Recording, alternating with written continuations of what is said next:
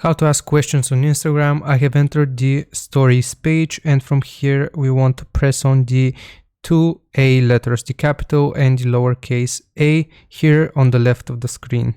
So if we press on it, this pops up. Now after we're taken to this page, we want to click on the little stickers icon in the very middle at the top. So I'm just going to press on it, and here, as you can see, our fourth option is questions. If you don't see this option, you can just search for it, search questions, and it should pop up.